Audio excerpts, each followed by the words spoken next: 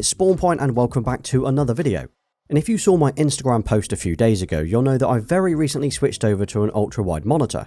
And this 38-inch ultra-wide monitor from LG offers a Quad HD Plus display, a curved 21:9 aspect ratio, HDR10 and USB-C which powers my MacBook. But one of the best features for me is being able to run picture by picture and displaying two inputs at the same time. Now the full name of this monitor is the 38WP85C. And today I will do a quick unboxing, set it up and show you why this has become the best monitor that I've owned and how it can literally improve your productivity. I've also teamed up with LG to offer one of you the chance of winning an ultra-wide monitor for yourself. I'll explain later in the video what you need to do to enter, but the link to the competition is in the description. Please make sure you watch the whole video so you don't miss it, and good luck!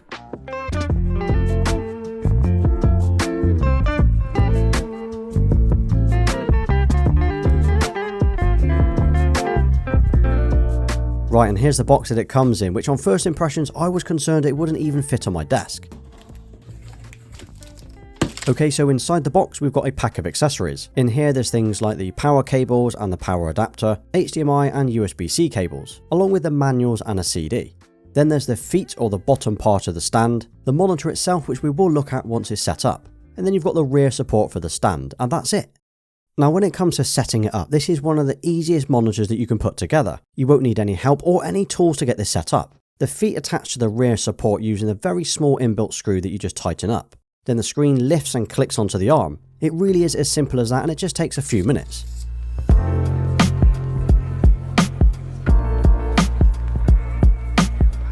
Let's flip this monitor around and check out the screen. And first impressions, this is awesome. Why have I waited so long to try out an ultra-wide monitor? The picture quality looks great and I'm loving how much extra space I've got already. Okay, so the only reason you really need an ultra-wide is for that extra screen real estate, being able to multitask or snap multiple windows and apps. So this is a 38-inch display, well technically it's a 37.5-inch, and it has a Quad HD Plus resolution of 3840 by 1600. That means it's not quite 4K, but it's more than 1440p. It's also an IPS panel, so the colours and vibrancy look awesome on it. I actually have my 2021 16-inch MacBook Pro plugged in, and although that has an incredible screen resolution, this new screen does a great job of keeping up. Looking really closely, you can tell it's not 4K. The text is slightly blurry, but sitting back it's absolutely fine. And over the last couple of weeks I have been editing videos in Final Cut Pro and photos in Lightroom, and so far the images look sharp, colours look great, and the overall quality of the screen is really impressive. The HDR10 on this is 300 nits, which does sound pretty low, but for me and my daily use it's not been a problem at all. It's also just a 60Hz screen, which is the same as my last monitor, but having recently got used to the GP950 and my MacBook Pro with 120Hz screens, it's definitely not as smooth as I would like it to be. You notice it most when you're scrolling or you're moving windows around, but if you're not using a 120Hz device or screen, you probably won't notice. So I've mentioned already that this is my first ultra-wide monitor, but it's also my first curved screen. The 21:9 aspect ratio is wide, like really wide, but that added screen real estate is just incredible. Editing videos and being able to see the entire timeline is a game changer for me. Now this might sound weird, but I love being able to see all of this in one go. And when I edit on my MacBook screen, I'm always having to zoom and scroll, so this makes it so much easier. Now I often have at least two windows open at a time. While I'm writing this script right now, I'm only using half of the screen.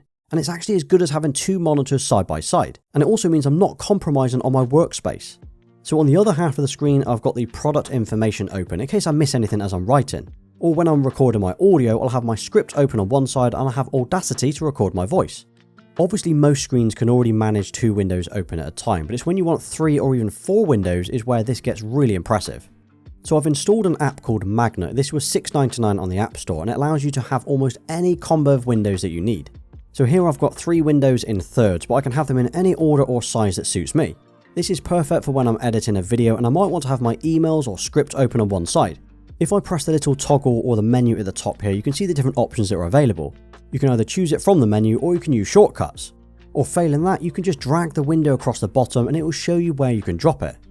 But this feature of having multiple windows open in any kind of combination that I need is a huge productivity booster for me.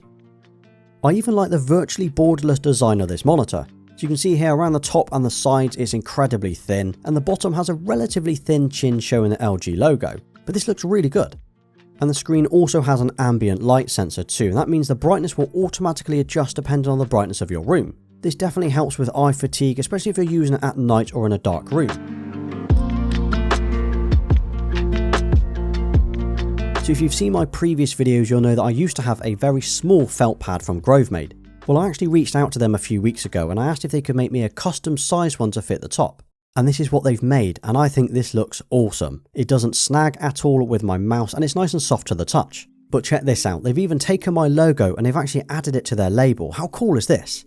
So if you're interested in a felt desk pad for your own desk setup, I have linked to this in the description if you're interested in the different sizes available. Okay, back to the monitor, and this is my favourite part. So I showed you how I can have multiple windows open at the same time, but this next feature is awesome, and that's the ability to show two inputs at the same time. For most that might not sound like a big deal, but for me it means I can have my MacBook and Windows laptop displayed here. So I have a job outside of YouTube, and that's where I sit with my Windows laptop for 6 to 8 hours a day, and I usually plug my MacBook in the evenings. But now if I wanted to, I could have them both displayed at the same time and switch quite easily. On top of that, as I'm using the Logitech MX keys and mouse, they are paired to both devices so I can swap between them. Now to display two inputs at the same time, you just need to press the button under the screen, go to Settings, Input, PBP and change the mode. Then under the input list, you just need to choose the two different inputs you wish to show. And here I've got my MacBook Pro and PlayStation 5 plugged in. So while you're waiting for your Teams or your Zoom meeting to load, you can just play a bit of Warzone. Although the response time on this screen is 5 milliseconds, it's not going to be quite as good as a dedicated gaming monitor. So FPS gaming probably isn't the right choice, but it's still pretty cool. Now, as I mentioned at the start, I am pleased to announce I have teamed up with LG for today's video, and they are giving away one of these ultra-wide monitors for you. All you need to do is click the link in the description and it will take you to this exact page. From here it asks you which isn't a feature of my new monitor. If you click the link here, it will then take you to the LG website where it shows you the full specs and prices for the monitor. Now pay close attention as you will need this information to select the correct answer and then press continue. Now just input your name and email address and hit save, and that's it. Good luck to everyone who enters, and if you do win, please tag me in your setup photos as I would love to see it. Now looking at the stand, you might think it's metal, but it's actually a hard plastic with a brushed metal style. It definitely feels cheaper than it looks. Plus the footprint is pretty deep to support the weight of the screen. So for me, it only just fits on my monitor riser. I have put the measurements on screen now in case you need it for your own setup, but there are loads of adjustments with the arm. It can be moved up and down between 0 and 110mm. You can tilt it left and right as well as angle it up and down. The only thing it doesn't do is swivel left to right. You'd need to move the entire stand if you wanted to change that position. But if you don't want to use the stand, you can also wall mount it as it does have VESA holes on the back. But unfortunately around the back there is no cable management tube or trunking on this monitor. It's something that I've gotten used to on my ergo bracket that I had before, where the cables were hidden inside the arm and kept out of sight. For now I have attached them to the back using some little plastic clips. In fact, these are the same clips that I use on my gaming desk setup. It helps keep all the cables tidy and it's easier to swap them out.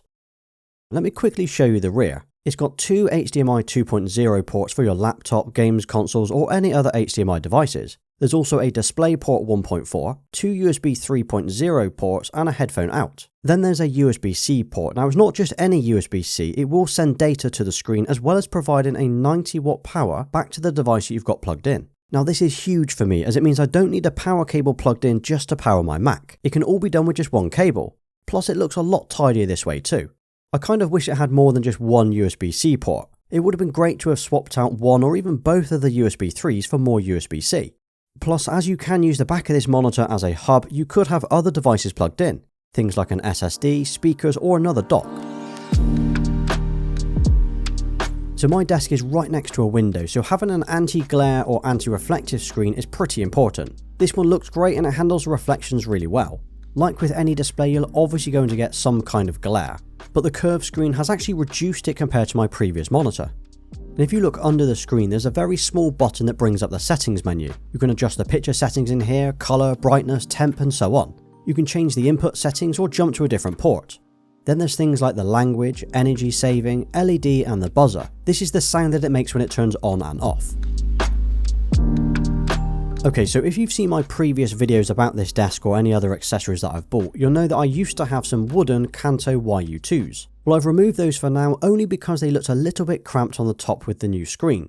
But what's great about this monitor is it does have speakers built in. They are two 10-watt stereo speakers, and for a monitor they don't sound bad at all.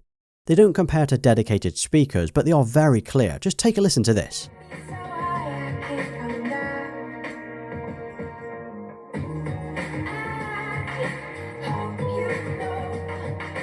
You might wonder if you can use this monitor for gaming on. Well, technically you can. I mean, it will work and it will look awesome. But just know it has got a 5 millisecond response time. That's not necessarily slow, and any games that are not competitive or an FPS will be fine. On top of that, it is a 60Hz screen, so the image won't be as smooth as you would expect. But honestly, if you wanted to use this as a productivity monitor, but you also wanted to plug in a games console from time to time, you would have no trouble with it. So this was the 38-inch ultra-wide monitor from LG, the 38WP85C, and I am massively impressed with it. But what do you think? Do you think this is too big, or do you think an ultra-wide is the best choice? Let me know what you're currently using or what you would like to get next. Well, I hope you enjoyed the video today, as I did enjoy making it. And don't forget to give that competition a go. One of you will win it. It costs nothing to enter, and the answer is in this video. Good luck, and make sure you tag me in your setup photos if you win. Well, you've just made it to the end of today's video, so thank you for watching. And if you drop an ultra-wide setup in the comments, I will give you a thumbs up for staying until the end. And here's another couple of videos you might be interested in watching next. Don't forget to hit that like button, subscribe to the channel and turn notifications on so you don't miss my next upload. You can also follow me over on Instagram and Twitter. Until next time.